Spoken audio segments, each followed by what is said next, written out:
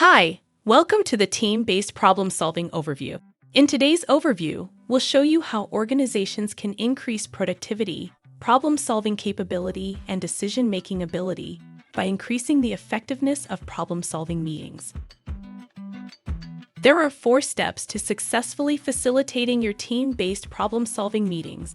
Step 1. Define the purpose and desired outcomes of the meeting. Step 2. Plan the logistics. Meeting room ready, clean, materials and references in place. Step 3. Conduct the meeting. Step 4. Review the meeting. People skills are critical to a successful meeting. During the first few minutes of the meeting, set a friendly, interactive tone. Friendly and courteous to all. A simple "thank you for your comments" can go a long way in making team members feel comfortable and open. Even if you may not agree with the comment, it shows you are fair and genuinely interested in everyone's input. Welcome both comments in favor and dissenting views as well. In the end, helps you make better decisions.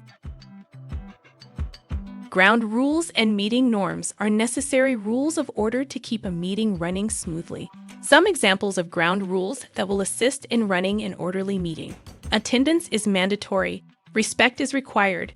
No yelling. Hearing everyone out. One person speaking at a time. Not interrupting person speaking. No monopolizing time. Majority rules. Group buy-in required. These 6 steps are linked to each level of the plan, do, check, act approach, and represent the standard actions that must be taken to fully address any problem. 1. Identify and select the problem. 2. Analyze the problem. 3. Generate solutions. Select solutions and plan solutions. 4. Implement solutions. 5. Evaluate. 6. Standardize. There are a number of tools available to support your team-based problem-solving meetings. Problem-solving worksheets and apps, 8D, 5 Whys, Blue Card, Action Management, and many more. Take advantage of the appropriate best practice tool for your problem-solving needs, then follow up on your control and action plans. The following lean frameworks may also be useful for identifying problems and solutions. Tim Woods. T. Transportation. Unnecessary movement of materials or products between locations, which can lead to delays, damage, and increased costs. I. Inventory. Excess inventory or work in progress. WIP. That ties up capital, occupies space, and increases lead times. M. Motion. Unnecessary or excessive movement of people, equipment, or materials within the work environment, leading to inefficiencies and potential safety hazards. W. Waiting. Idle time or delays in the workflow caused by bottlenecks, equipment breakdowns, or other interruptions. O. Overproduction. Producing more goods or services than are immediately required by customers, leading to excess inventory, increased lead times, and wasted resources. O. Overprocessing, performing unnecessary or redundant steps in a process that do not add value to the final product or service. D. Defects, errors, defects, or rework that result in scrapped materials, additional costs, and dissatisfied customers. S. Skills, underutilization or misallocation of employee skills and talents, leading to inefficiencies and missed opportunities for improvement.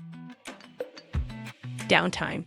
D. Defects, equipment malfunctions, breakdowns, or failures that result in production defects or quality issues.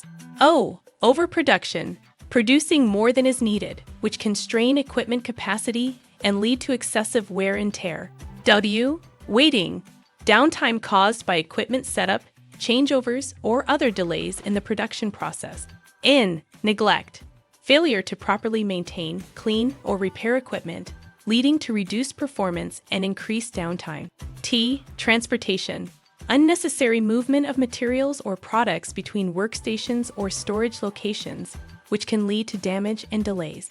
I. Inventory, excess inventory or work in progress that ties up space and resources and can lead to congestion and inefficiencies. M. Motion, excessive movement or handling of materials or products within the production environment, which can lead to errors, accidents, and delays.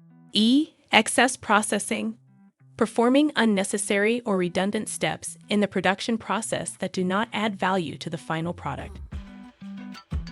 conwipes. C. Conveyance, unnecessary movement or transportation of materials or products between workstations or locations. O. Overproduction, producing more goods or services than are immediately required by customers, leading to excess inventory and increased lead times. M. Motion, unnecessary or excessive movement of people, equipment, or materials within the work environment. M. Material handling, excessive handling, sorting, or processing of materials or products, leading to inefficiencies and potential errors. W. Waiting, idle time or delays in the workflow caused by bottlenecks, equipment breakdowns, or other interruptions. I. Inventory, excess inventory or work in progress that ties up capital, occupies space, and increases lead times. P. Processing, performing unnecessary or redundant steps in a process that do not add value to the final product or service, including rework or correction. S. Skills, underutilization or misallocation of employee skills and talents, leading to inefficiencies and missed opportunities for improvement. A note on conflict resolution: strive to maintain a climate that is relaxed, comfortable, and conducive to learning, and address each of the following challenging attendees in a constructive and creative way. The side conversationalist has private conversations with the person besides him/her.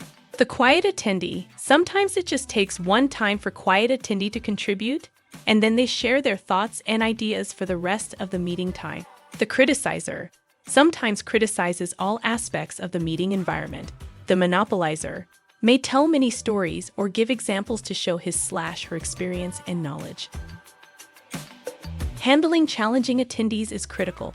The purpose of effectively handling challenging attendees' behaviors is to create an environment that is appropriate for sharing information and problem solving. It is not easy to handle challenging behaviors. However, it is part of the job of being a facilitator. Stay positive and creative. You must be able to minimize or eliminate the behavior, not the attendee, to be able to move forward with the agenda and have an orderly meeting. Finally, remember your objectives. Run successful, productive team meetings. Develop cohesive teams. Promote positive/winning attitudes. Use the tools to improve plant metrics through effective problem solving.